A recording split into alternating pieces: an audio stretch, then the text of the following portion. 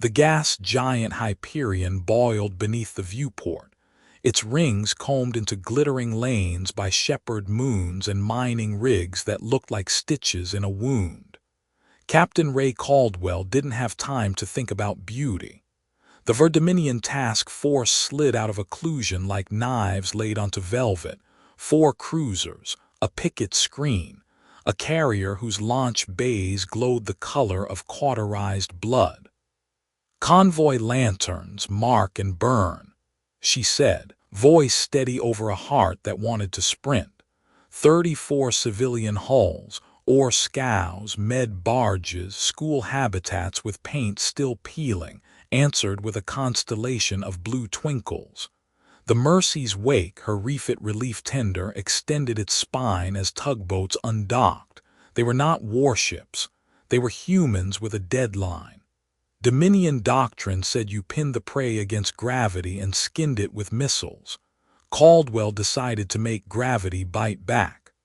"On my mark," she told Chief Adebayo at helm. "Skip burn 2, kiss the ring." The wake dipped into Hyperion's upper exosphere for a crazy second. Heat alarms screamed. Static rolled. Their plume fountained into the ring plane, ionizing a path that made their profile blossom like a false sun on versensors. Picket fire chased the decoy sun. "Now," Caldwell barked. Tugboat Hester threw its grapnels and found a Ver destroyer's bow with a cable no thicker than a wrist, braided diamond pulled by hard-firing thrusters. The cable snapped, but not before momentum signed its name. The destroyer kissed a boulder of ancient ice at 6 kilometers per second and disintegrated in a plume that wrote a new line across the ring. "Ver are adjusting," Lieutenant Patel warned. "Carrier spinning up interceptors." "Read the names," Caldwell said. Over open channels, the convoy's schoolteacher, former civics prof turned quartermaster, began to recite. Not the names of the dead because they weren't dead yet. The names of evacuees they had already lifted from Hyperion's mining camps. Lyra Ansel, 9, glassworker's daughter. Kofi Mensah, 72, cough permanent from methane dust. The list turned the battle into an inventory of lives accounted for, a ledger of civic duty. The Ver pilots flinched at the weirdness, even if they didn't understand the words. 2 interceptors slipped the hesitation and came on fast. Caldwell's right hand found the old, scarred coin in her pocket, a thing her grandfather had used to soothe hands on a Midway Museum tour where he'd taught kids that codebreakers won battles with pencils. "Vector shield," she said, "inward bias. Let their shots glance." They didn't have shields, not the way the Ver did. They had magnetized sail segments scavenged from a scrapped solar tug, stretched like wings along the wake's hull. The first volley splashed. The second cut a sail loose. It tumbled away like a broken halo. "Ray," whispered Sathai over a tight bend that should have been impossible for an alien to speak in perfect English. The archivist's voice was a soft chime. They were the reason Caldwell knew which Dominion captains favored textbook solutions. "The carrier commander is S. Sereth Vec. He will herd you toward the polar flux line and kill you with crossfire. He is proud of his geometry." "We'll bend his geometry," Caldwell said. "Stand by to light lanterns." "Captain?" Patel asked. She didn't look away from the plot. 100 micro-beacons rode within the convoy's hulls, each hand-built, each aimed at nothing the Dominion could map. For a century, humans who were no one's empire had taught themselves a craft the Ver despised: mutual aid, signals that didn't ask permission, neighbors that reached past charts. "We didn't come here to win," she said. "We came to call." The Dominion ringed them, arcs of trajectory like fingers closing. Caldwell exhaled. "Lanterns up." Across 34 ships, tiny transmitters woke and pricked the dark with threads the color of auroras.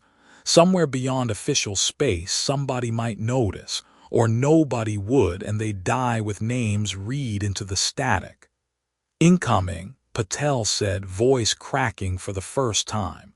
"Two cruisers on converging vectors. Then we make them choose." Caldwell marked a corridor through ring rubble that no sane pilot would trust. "All ships, column by twos, tugs on the flanks, follow our wake exactly." Vec tightened his net.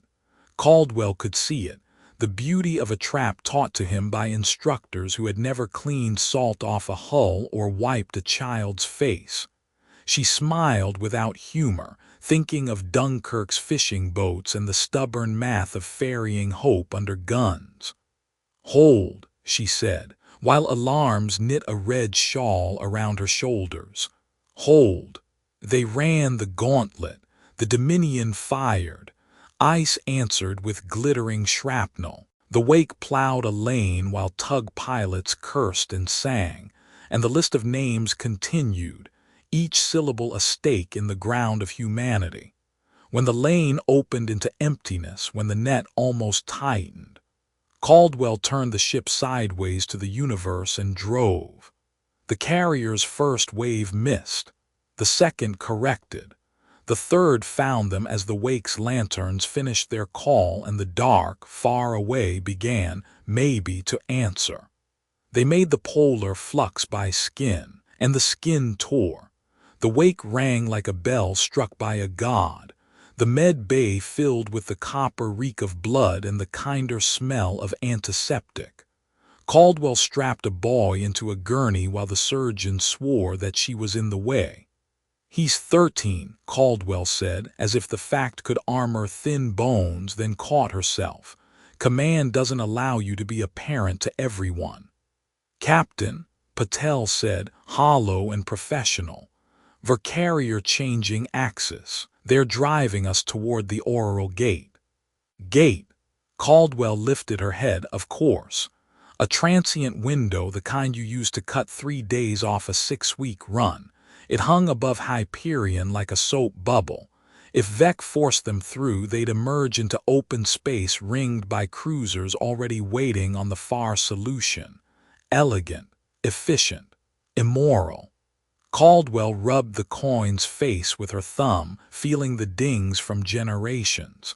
Just war, she'd been taught, wasn't about purity, it was about proportionality and protection. You chose the fight that spared non-combatants and aimed at ends that could be just. "If we ride their geometry, we're dead," she said.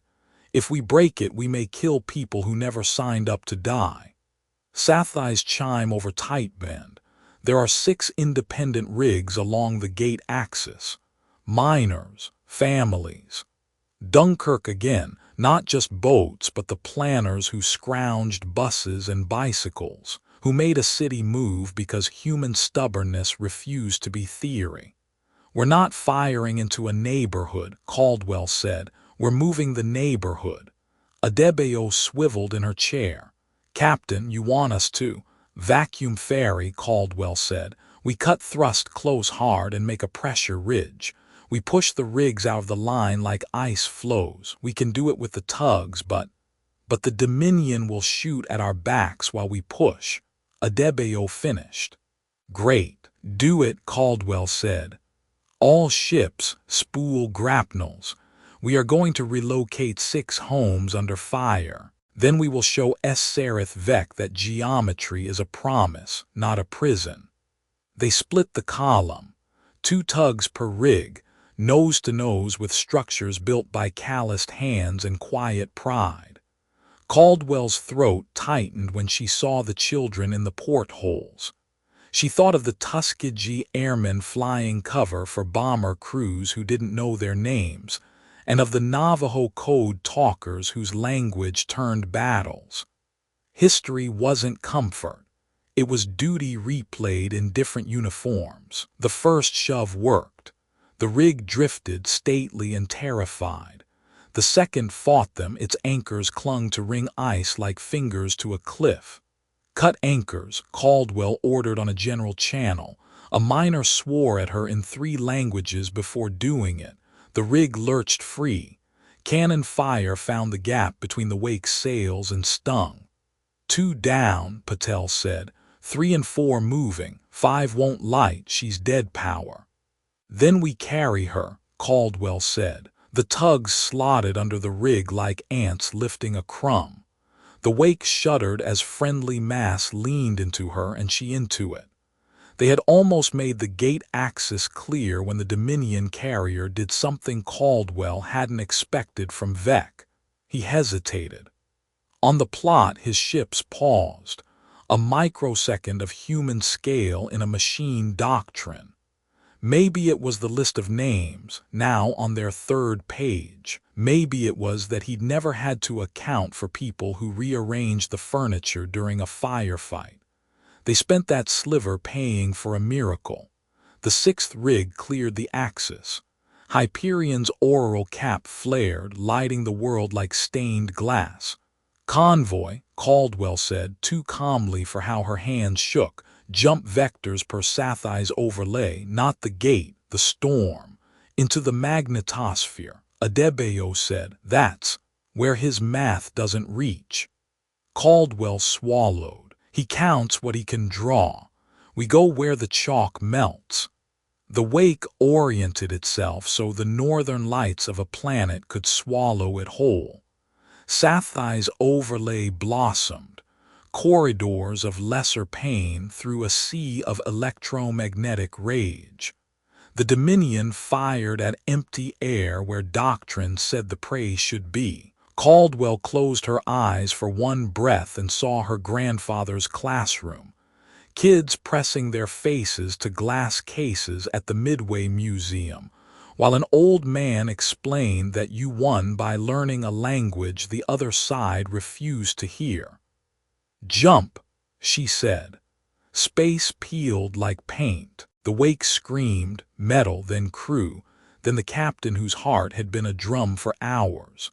For an instant Caldwell saw inside her own ship as if it were made of light, pipes, bones, hopes, a syllable of every name they had carried, a promise of every name still waiting.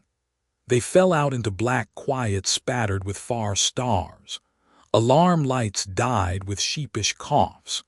The med bay stopped singing its mechanical lullabies because for the first time there was no one left to sedate. "Status," Will whispered. "Alive," Patel said, sounding like a person waking from a bad dream. "A lot of holes, a lot of saved lives. And the Dominion. Some followed, the carrier did not, but on the plot distant and wrong bright beads flickered, not any local code. Lanterns answering lanterns, pricking the dark into a map only humans believed in. Caldwell let herself sit just for a moment, then she stood. "Set course," she said. "Freeport, Aurora." Behind them, Hyperion's North Pole burned green and gold. Ahead, somewhere past permitted corridors, neighbors were waking to a call older than empires. Freeport, Aurora did not appear on charts because charts were contracts, and Aurora was a promise. It was a station knitted into the carcass of an abandoned refinery, its hallways painted with children's hands, its docks wide enough for egos to pass without touching. Caldwell's convoy limped into berth while mechanics applauded and archivists took notes and cooks pushed stew at anyone too dazed to refuse it. Sathai met her at the gangway, feathers of bioluminescent text shimmering along their crest. "You brought them," they said simply, which was praise enough. "Not all of them," Caldwell said. "The med bay had 3 shrouds, names for later. Grief had to be docketed when triage still asked questions." "Come," Sathai said. "There is something you must see." The command deck of Aurora looked out over a shoal of ships. Caldwell had expected the battered, the improvised. More Wake-class tenders, tugs with extra welds, school habitats refitted with stern chasers that were more warning than weapon. Those were there, but so were things with teeth. Stubby gun corvettes bearing the decals of fishing cooperatives. A long, lean hull with a bow like an accusation, painted with an old sailor's prayer. A phalanx of drone barges whose manifest just said tools. Patel's breath fogged the glass. "We're not alone," she said, and then corrected herself. "We've never been alone." "The lantern compact," Sci-Fi said. "We thought we had 8 nodes in range. Your call woke 52. Caldwell felt the truth of it land weightlessly. This was what mutual aid looked like when it stopped apologizing. For a century, humanity out where the maps thinned had practiced a politics that empires called primitive. Potluck logistics, federated promises, a ledger that counted favors and forgiveness in the same column. It turned out to be an army if you asked it for one. "Dominion doctrine," Caldwell asked. Sci-Fi's crest dimmed. "Vec will report the loss as an untidy matter of local resistance and unacceptable weather. The council will send Praetor Kazul. He does not believe in weather." "I've read him," Caldwell said. "Kills a world to teach it calculus." "He is bringing a cordon fleet to the Karef Gate," Sci-Fi said. "He will station ships on the lanes and wait for hunger to do the work." "Blockade," Patel said bitterly. "Old crime, new uniform." Caldwell's jaw ached. "Then we don't take the lanes." She let herself think like a petty officer again, like a kid in a community center class being told to solve a problem with cardboard and zip ties. War colleges taught you to maneuver force against force on a plane. The United States had once won an island war by moving information on paper faster than ships could move guns. Proportionality wasn't just an ethic, it was a technology. "Outline," she said, and walked while she talked. Karef's Gate has 2 adjacent mass concentrations not in their almanacs, collapsed rubble fields from the old terraform attempt. We light those with ion sails and make them a wind. We dress tugs as prey and drag Kazul's screen into the sheer. We broadcast names not of the dead, of the saved. We offer surrender corridors. We don't humiliate crews we don't have to. We want defection more than debris." "Ray," Patel said, "that's beautiful." "It's messy," Caldwell said. "And it puts us between their guns and a lot of people who just want to live, but measured against the alternative.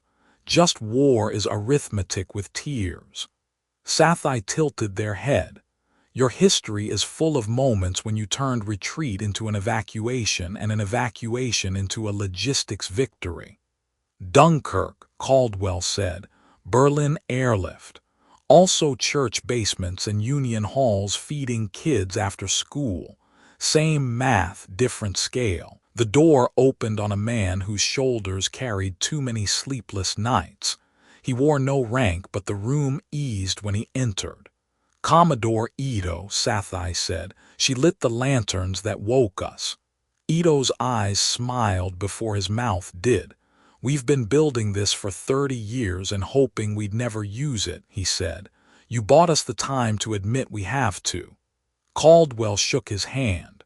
"We're going to Karef." "We are," he said, "and we're bringing neighbors." He waved the glass bright. Icons bloomed. A delegation of Har-Yulai reef ships who had once traded laughter for wheat. A chain of Velorum caravans that owed Caldwell nothing and came anyway because Sci-Fi asked. A single luminous spear of a vessel that made Caldwell's skin prickle, the kind of human hull you only saw if someone decided the rules were different today. "We don't lead with that," Ito said quietly, following her gaze. "We lead with us." Caldwell nodded. "Because empires fall," she said, surprising herself with the words, "and confederations endure." Sci-Fi's crest sang with faint delight. "Then let us endure loudly." Alarms, distant and practical, cut the moment. The Dominion had noticed something. Karef's gate dressed itself in stratagems that looked like weather until you got close. Caldwell breathed in, breathed out. Duty tasted like steel warmed by hands. "Call the muster," she said. "Print surrender protocols on every frequency. And somebody find a schoolteacher. Our enemies need to learn some names." The Karef gate hung in space like a soap bubble in a wind tunnel. The Dominion cordon fleet arrayed around it, blue hulls like teeth sunk in a fruit they meant to keep. Praetor Kazul's flagship, Crown Ascendant, sat at the focal point, a cathedral to certainty. Caldwell disliked certainty. It blunts the senses. Mercy's wake slid in alongside 3 decoy barges whose hulls had been painted with original sins: rust, hope, and please do not shoot. Tugs wore drag nets laced with ion sails that fluttered as if the vacuum had decided to learn weather. Invisible to their instruments, the rubble fields waited like wolves pretending to be stones. "Channel check," Patel said. "Surrender corridors mapped. Translingual protocols engaged. The schoolteacher has the list." "Open with a story," Caldwell said. "Then the names." The teacher chose one Caldwell hadn't heard. A miner who had kept a ledger of every oxygen tank he'd borrowed and returned, every neighbor he'd fed when the line went down, debts settled with songs and shared birthdays. The Dominion listened without meaning to. Then the names began, everyone lifted off Hyperion, gently, insistently. The language of accountability, not accusation. Praetor Kazul did not hesitate. He fired a warning salvo to clear the lanes and punish presumption. The warning found the ion sails. They flashed, pushed, and the rubble fields shifted as if a tide had turned. The gate's gravity poetry writhed like a paragraph someone had decided to edit in pen.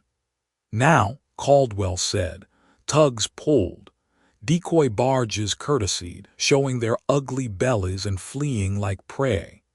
Kazul's skirmishers chased doctrine, not ships, and fell into the sheer where math changed signs. Thrusters screamed as vectors became suggestions. A cruiser angled its nose to compensate and found its stern pointing toward a place sterns do not like to go. The gate glittered, amused. "Dominion vessel blood correct," Caldwell said on open channels, using the name the Ver thought was a good idea. "Cut thrust. Follow the corridor we're painting for you. You can keep your honor and your crew." Silence. The reply snapped, but the next voice was different, lower and close to the mic by accident. "Sir, the corridor is." "Cut thrust," Caldwell repeated, soft. "We will not fire if you will not. This is proportionality in action, Praetor. You can stand down without losing face or lives." Kazul tried to reassert geometry. He ordered the screen to tighten. The screen obeyed and tangled itself in the new wind. 2 ships clipped each other and learned the ancient lesson of carts on ice. Mercy's wake slid her bulk into the gap and pushed with all the stubborn love of a volunteer truck at a food bank wedging into a snowed-in alley. The wake was not elegant. She worked. Sathai murmured in Caldwell's ear. "The Crown Ascendant is spooling a weapon I do not like." "Options." "Confession," Sathai said. "And contrast." Caldwell touched the coin in her pocket and chose to be a human being on the record. She opened a channel that commanded attention because she did not try to command it. "Praetor Kazul," she said. "Ray Caldwell, Captain, Mercy's wake. We came past your lines with refugees because the alternative was morally worse. We are not here to topple your empire today. We are here to open corridors and make it harder for you to kill hungry people. We will fight only to the extent necessary to keep those corridors open. That's the deal."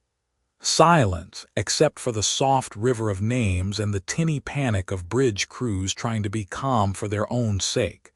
Then Kazul's voice, amused and precise. "You speak of deals and ethics. You are smugglers with better microphones." "Once," Caldwell said, "a city fed children with church basements and union halls while governments argued budgets. We kept the receipts and the kids. Your doctrine is elegant. Our receipts are non-negotiable." Behind her words, the wind they had made pushed. Barges danced, tugs sang, and a Haruli reef ship reconfigured its living hull into a parabolic mirror that threw sunlight where the Dominion didn't expect sunlight to be. Shadows moved. Targeting solutions softened. The Crown Ascendant's weapon, something that bent space like a shameful trick, lost lock. On the plot, a dozen green points woke at once, then 100. Then the map went unhelpfully bright. The lantern compact had not just answered, it had arrived. A commuter arcology with civic slogans still stenciled on its ribs slid into formation next to 3 Velorum caravans. A fisherman's cooperative from 8 light-years away flew a banner that had once hung in a high school gym. The luminous spear Caldwell had seen at Aurora took station not in front but behind them all, as if to say, "We are here if needed and better if not." "Broadcast," Caldwell said, "to all your vessels. You are surrounded by people who would prefer to live. Your corridors are open. Your choices are many. We are not your humiliation. We are your off-ramp." Praetor Kazul stood his doctrine up again and told it to walk. It got 2 steps.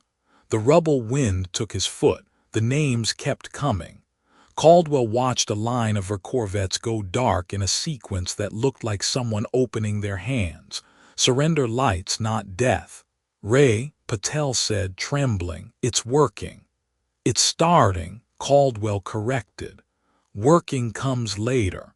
After we write policies and raise clinics and argue budgets and vote each other tired." On the edge of the map, more green points bloomed, and Caldwell felt the room shift as people who had learned to be cautious let their shoulders drop a centimeter.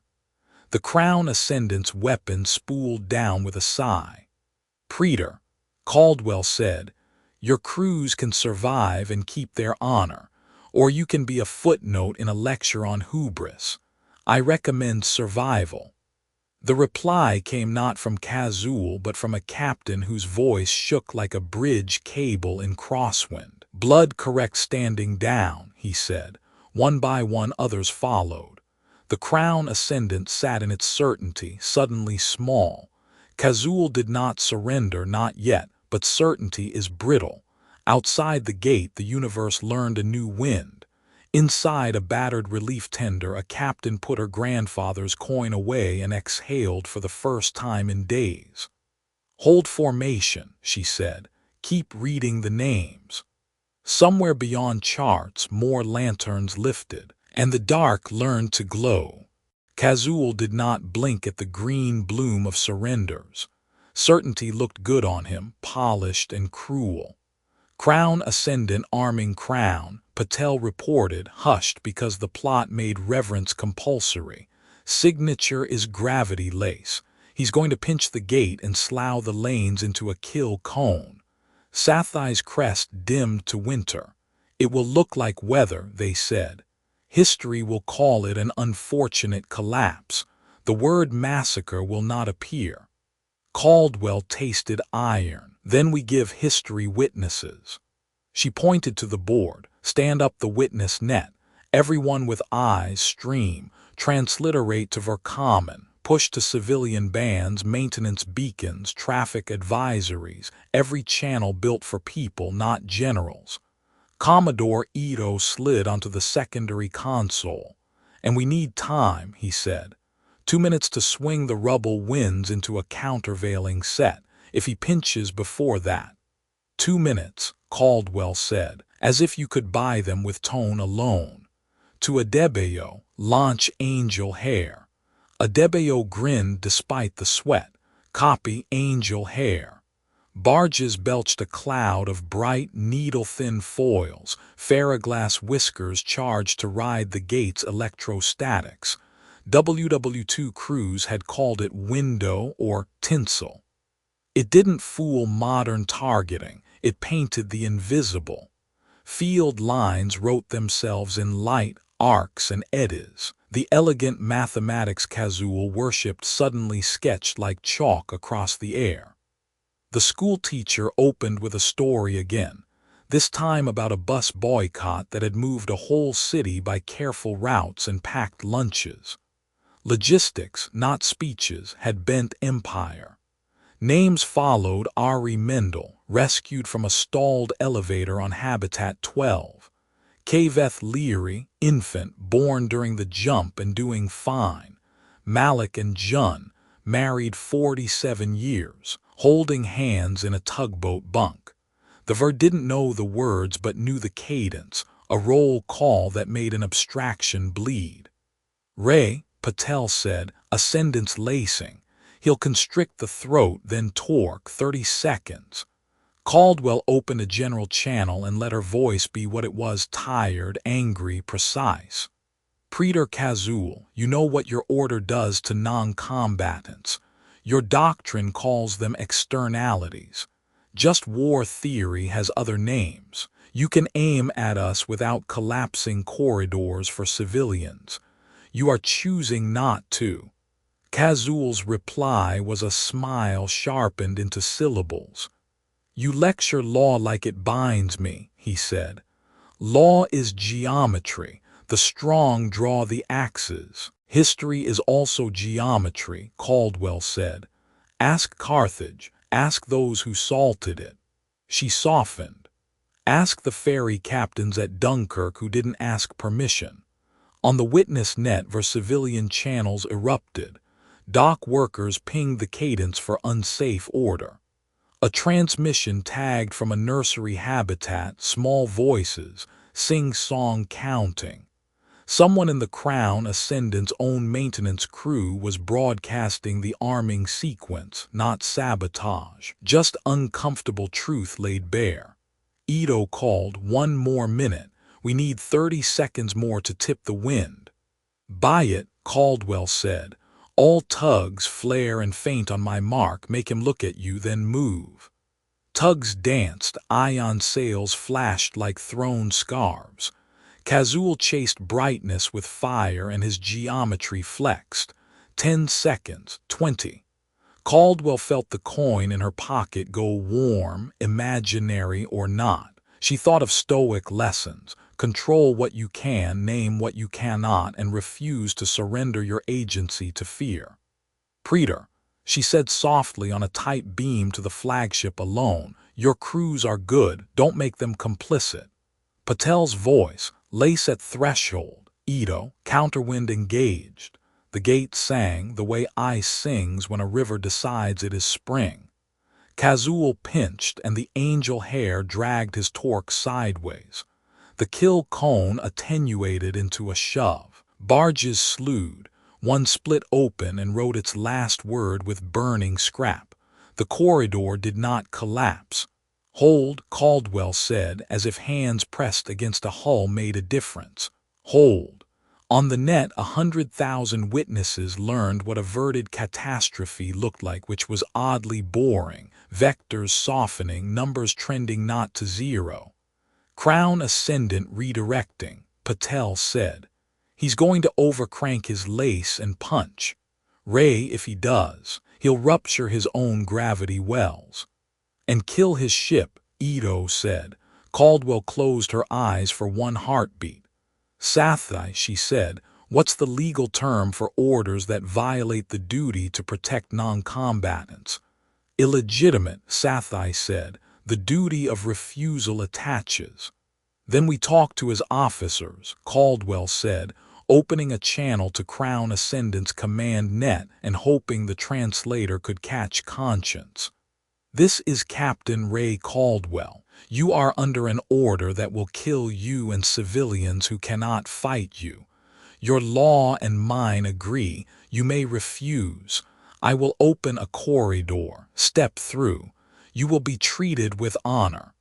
Kazul laughed. "They are he said. "Honor binds." A new voice cut him. Honor binds to what? It sounded like a knife thrown into a table between friends.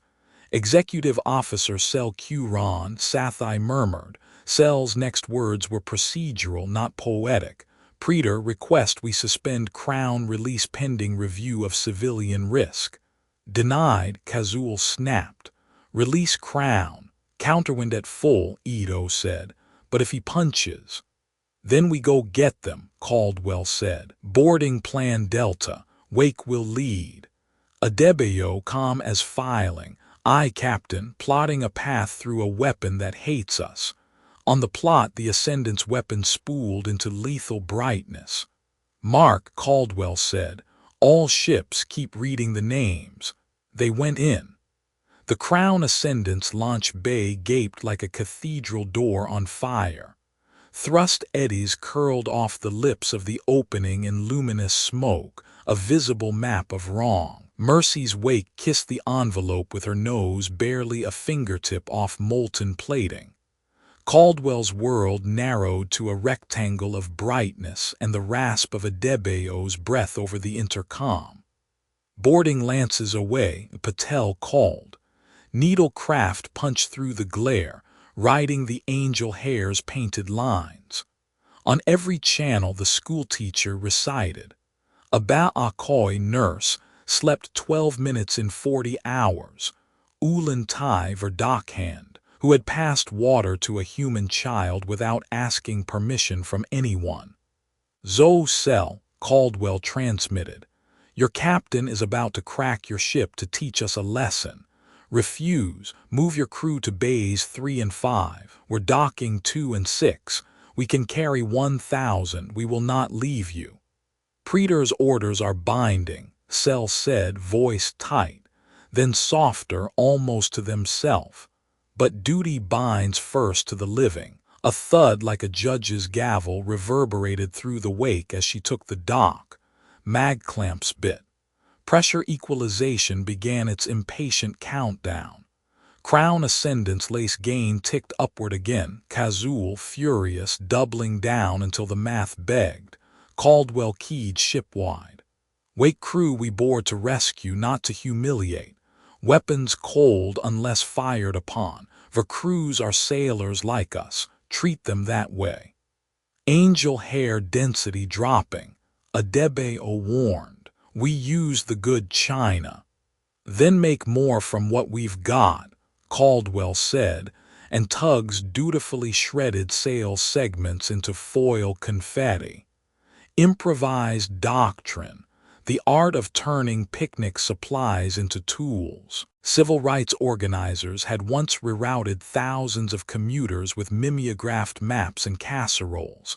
Caldwell felt the echo in her bones. The docking ramp opened into steam and shouted orders in a language she didn't share and understood anyway. Lift, move, hold. Verhelmets turned toward her and flinched, then steadied, recognizing uniforms not as predators but as neighbors in a fire. "This way," she said, low, palms up. "Corridor holds, keep your line." A young Rating pressed a bundle into her hands, blinking all 4 lids at once. Inside, a carved plaque of some shipboard saint, edges worn smooth by thumb after thumb. "For luck," the Rating said, shamefaced. Caldwell tucked it into her vest. "You don't refuse talismans in houses of worship." "Preter is arming override," Patel warned. "He's taken helm authority from Sel. 10 seconds. "Sel," Caldwell said on tight beam. "The difference between courage and zeal is who survives it. You can still choose." Silence. Then the gate control lights flickered from crimson to amber power reroute. Sel had cut 3 of the Crown's lacing nodes, not sabotage enough to save them, but enough to make defiance public. On the witness net, those amber lights went everywhere. Kazul's face appeared in 10 million windows, furious and god-small. "Boarding Team 2 reporting." A voice crackled. "You've got a jam in passageway Delta. The crew won't move, won't abandon their posts." Caldwell jogged into the hot corridor, shoulder clipping a bulkhead that smelled like heated coin. A Verpetty officer stood with arms crossed, refusing rescue with a discipline that looked like a prayer. Caldwell stopped a meter away. "I can leave you," she said, not unkind. "But your praetor is wrong and staying won't make him right." "We are sworn," the petty officer said. "So am I," Caldwell said, "to proportionality, to non-combatant protection, to the idea that you can stop being wrong without dying for it." She tipped her head toward the ramp. "I will not record your name unless you walk, but if you do walk, I will make sure your grandchildren know you chose life over theater." The petty officer exhaled, a sound like a leak sealed and moved. People followed. Behind them, the ascendant groaned. Ito's voice in her ear. "Ray, counterwind is slipping. If Kazul pushes again, the gate will not collapse, but the return surge will carve this volume. You have 60 seconds. Caldwell glanced at the bundle in her vest. "Sathai," she said, "can we declare a covenant of safe conduct under Ver custom?" "We can if a praetor recognizes it," Sathai said. "Kazul will not." "Who else can?" Caldwell asked. "An officer with a witness net majority," Sathai said after a small pause. "In theory." "Sel," Caldwell said, "you have the net." "I do," Sel said, steady now. "By authority of service and observed refusal, I declare covenant for all who cross to Mercy's wake and designated corridors. Record it." "Recorded," Sathai said, delight barely leashed. "Law is geometry, praetor." Kazul released crown. It should have killed them. The angel hair glowed like struck frost. The rubble wind overturned. Figures on the plot changed signs in a dance older than navies. A tug pilot, Hester's captain, who had kissed a destroyer into a ring in Hyperion sky, burned her engines dry to hold a net anchor for 3 seconds more. "For Lyra Ansel," she said, and the name went into the list even as her little ship went dark and drifted with infinite grace. The return surge hit Mercy's wake like a god slapping a toy boat. The deck jumped. Caldwell hit plating hard enough to see stars that were not on any chart. The ramp flexed and held. In that shudder, something in the crown ascendant's heart unclenched, a harmonic dying. Fire went out in 4 bays at once. "Ray," Patel said, "small, we're still here." "And so are they," Caldwell said. "Begin evacuation." "Sathai, get me Kazul." The praetor appeared, perfectly composed except for the eyes of a man whose math had betrayed him. "We will rebuild," he said, as if trying to convince a mirror. "Good," Caldwell said. "Start with Mercy." His lips thinned. "You presume we are kind. I presume you are tired of funerals." She touched the carved plaque through her vest. "We will escort Crown Ascendant clear if you power down weapons and open your corridors, or we can leave you to your doctrine and the math you can no longer trust." Kazul did not answer. On the net, Sel's covenant scrolled like a legal sunrise. Dominion crews poured over into human ships, orderly as tide. The wake's med bay filled with new faces. Out the viewport, the gate steadied, a soap bubble refusing to pop out of sheer contrariness. "Commodore," Caldwell said, throat tight, "signal the compact. Phase 2. Ito's hand hovered over the send. "And if he refuses?" "Then we keep the receipts," Caldwell said, "and we keep opening corridors." A new plot signature painted the edge of space. More of our ships, hardliners burning in fast. Patel's tone flattened. "Reinforcements. Orders tag read, purge." Caldwell looked at the net, the names, the covenant. Right, she said softly. Then we teach. They will fire on their own, Patel said, words brittle around the idea. The incoming hardliners had their transponders set to a code Caldwell didn't need translated. Cleanse with fire. Doctrine chosen like a flag to die under. Witness net to maximum, Caldwell said. Put their order where their civilians can see it. On screens from shipyards to nursery wards, the purge tag unfolded into a tidy little sentence about washing away contamination. The Ver language had an old, sour poetry for that. This will humiliate them, Ito warned. It will constrain them, Caldwell said. Humiliation is a toxin. Constraint is a procedure. She opened a channel to the newcomers and spoke like a steady hand on an overheating engine. This is Captain Ray Caldwell of the Lantern Compact, aboard Mercy's Wake. You are about to fire into a civilian corridor to kill your comrades who refused an unlawful order. Our channels will record everything. There is a surrender lane open to you. There is also a lane to turn and go home. Captain, Sathai said privately, there is a concept, Shallan, shame that preserves. It names the moment a person steps back from ruin because they cannot bear to be seen doing the ruinous thing. Then we will offer Shallan, Caldwell said, out loud. For hardliner vessels, if you power down weapons and break velocity along vectors we're painting, we will not pursue. We will not broadcast your hull numbers. You may pretend to have been delayed by weather. Patel blinked. We let them go. We give them a door they can use without self-immolation, Caldwell said. Just war theory is also about future wars avoided. To the side, Crown Ascendant's command icon flickered. Kazul had not fled. He watched, jaw rigid, as Honor found a hinge. You were wrong, Caldwell said to him, not unkind. Honor binds to what? Bind it to mercy and it will carry your people farther. Spare me your sermons, Kazul said, but the words lacked voltage.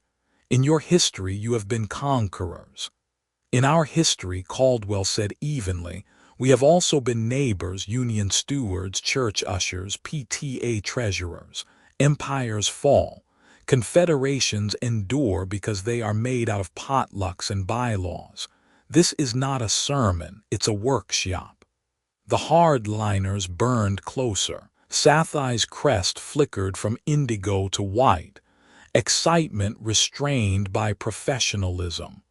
Cell is moving within the Ver command net, they murmured. He is invoking line authority to mark the purge order as contaminated by external risk, because the witness net makes civilians present.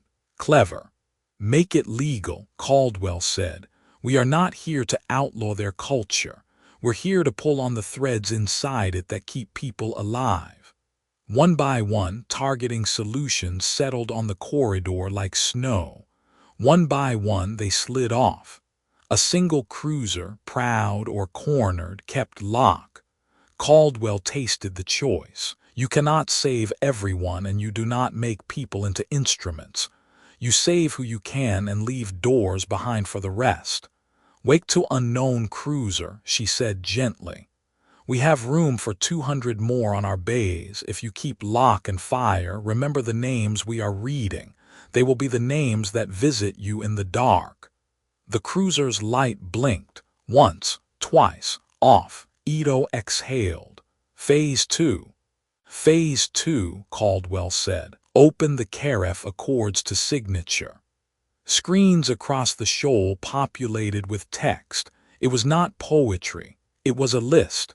Corridor rights, proportionality definitions, surrender protocols enforced by witness verification, a line item that made mothers weep, hospitals marked by frequency and color, legally protected in a radio sense and an honor one, a bylaws document for a neighborhood the size of a star field. Sathai hummed. I have never loved bureaucracy until this exact moment. Bureaucracy is just community written down, Caldwell said, not sure where she'd heard it and willing to own it if she had to. Crown Ascendant, Kazul, sign, and your crews walk with heads up. Kazul's image steadied. You will use my signature to gloat. We will use it to keep your people fed, Caldwell said. Choose. Cell's voice arrived a fraction before Kazul's. Executive Officer Cell Curon, signing for command as witness and guarantor. His name wrote itself alongside a dozen lantern captains, 2 Har-Yulai Reef elders, a Velorum caravan chief who prided herself on never signing anything, and an old fisherman whose only rank was 90 winters and a lifetime of pulling harder when others got tired. Kazul closed his eyes. When he opened them, certainty had a crack in it that looked like light. Praetor Kazul, he said, signing. On the witness net, applause is not a sound. It is a lowering of shoulders across a species. Ray, Patel said, small, Hester's pilot. I know, Caldwell said. Make sure her name stays on the list long after the speeches end. The hardliners drifted. A few slunk away along the lanes Caldwell had painted, their doctrine intact enough to keep pride, pierced enough to spare lives. The corridor filled with civilians who were trying not to cry in public. On the far edge of the plot, a new signature flared, not ver. The luminous spear that had lurked in the backline slid forward, patient restraint ending like the last bar of a hymn. Ito's voice carried a note of warning. The Compact's heavier friends are here. If we let them, they'll finish this in a way that photographs better and lives worse. Then we don't let them, Caldwell said. We end it ourselves, small and obvious. She opened ship-wide and felt the entire shoal lean toward her voice. Keep reading the names, she said, and somebody bring me a pen. They signed on a cargo pallet bolted to Mercy's Wake's mess table because ceremony does not require carpets. The Caref Accords took up 12 pages, and none of them were inspirational. People signed anyway, with the weary joy of long shifts ending on schedule. Ito added a codicil about milk and oxygen reserves. The Velorum chief insisted on a clause for repair festivals, in which damaged ships would be mended by whoever showed up with tools and stew. Kazul wrote his name like a man engraving his own complicity and his exit from it. Cell countersigned. Someone handed Caldwell a pen that had lived 3 lives as a stylus and a chopstick. She thought of the Berlin airlift, of pallets of flour turned into bread turned into treaties, and she signed where the arrow told her because arrows are the real generals. Outside, tugs towed the Crown Ascendant like a humbled processional. The crew members lined the wake's corridors, awkward in gratitude. A small one she refused, given pronouns. To call him a child offered Caldwell a packet of preserved seaweed. For salt, he said with the absolute seriousness of a gift. Caldwell accepted as if it were an oath. Broadcast the accords, she told Sathai. All nodes, all languages. Keep the witness net up for a week. Make accountability a habit before we take the cameras down. Already done, Sathai murmured, crest a pale, contented gold. Captain, the heavier friends request permission to parade. Denied. Caldwell said, they can dock, eat stew, and help replace our sails. Ito appeared with a slate. We can hold the corridor for 8 days without resupply, he said. After that, we need coalitions, not heroics. We build them, Caldwell said. We write the budget in public, we argue in public, we let the arguments make us smarter. Patel slid onto the bench beside her, hands wrapped around a mug that could have been coffee in a better world. You think this holds? She asked. When the cameras go away. Caldwell looked at the mess, plates, signatures, people sitting on the floor because there weren't enough chairs. Found family, improvised and infuriating. It holds because we will keep showing up, she said. Because the receipts are real. Because we will make rule-breaking expensive and rule-keeping satisfying. And because our enemies will occasionally become our neighbors. Sathi's voice shifted to hard news.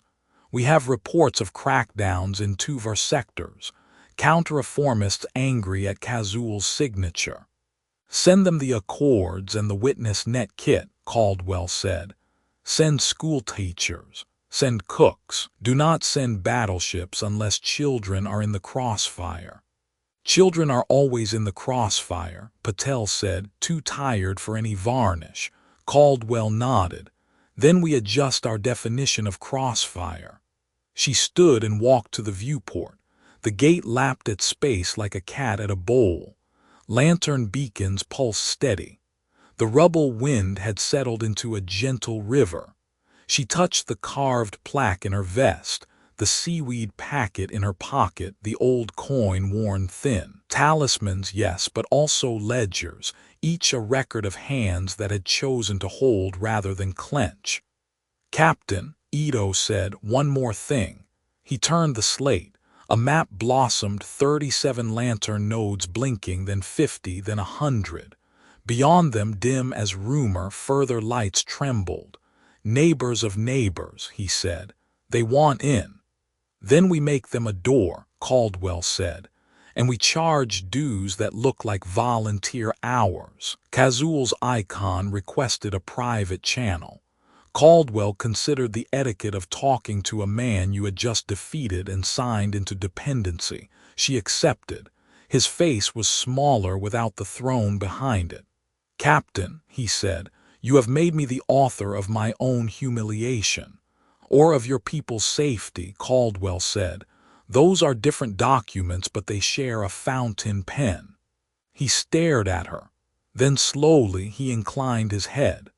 We have a word, he said. Teshlam. It means the knot you tie to remind yourself not to do a thing again. Write it into your doctrine, Caldwell said. Make it boring. The best rules are. An alarm pinged, soft and ordinary. A convoy requesting lane assignment, the first under the Accords. Caldwell grinned without glamour. Adebayo, she said, give them corridor 2. Tell them to mind the eddies at 19 degrees. Copy, Adebayo said. And Captain, thank you for making us bureaucrats. Best rank I've ever held, Caldwell said. They made time for grief. Hester's pilot had no body to bury, so they gave her a page in the Accords named, without debate, the Hester Clause. When a little ship holds the sky for 3 seconds, the sky owes her a feast. Tugs hung lanterns from their rails and read her name with the others, the living and the lost woven into one fabric. As the shift changed, and the stew pot found the bottom and someone started a song off-key that everyone recognized by the second line, Caldwell felt the hook in her chest ease. The day had not been won by decisive battles. It had been won by receipts, by corridors, by a refusal to let doctrine steal names. Virtue ethics with grease under its nails. She leaned toward the glass and spoke to the gate as if it were listening. We will keep opening, she said, and when someone closes, we will open again. Beyond Karef, light moved. Lanterns passed along a long road, hands signaling like traffic cops, neighbors waving neighbors through. Somewhere far off, a luminous spear watched and satisfied powered down. Sathi stood beside her, crest soft as a cat in a sunbeam. What is the word, they asked, for when a people decide to be better than they have been? Practice, Caldwell said, and a calendar. Will you rest? Sathi asked. After the budget meeting, Caldwell said, entirely serious. Names continued, soft as rain on a tin roof. The gate shivered, then stilled. The corridor held, And if somewhere out beyond the lanterns a darker thing stirred, that was for another day, another set of receipts, another community assembled around a mess table and a cargo pallet. Today they had turned a weapon into a walkway. All ships, Caldwell said, set watches, eat, sleep, help your neighbors, the accords are in effect. The witness net dimmed from blinding to bright. The world did not end. It began untidily, with signatures and stew, and a fleet that remembered to say the names twice. Once so the living could hear them, once so the dead would not be alone.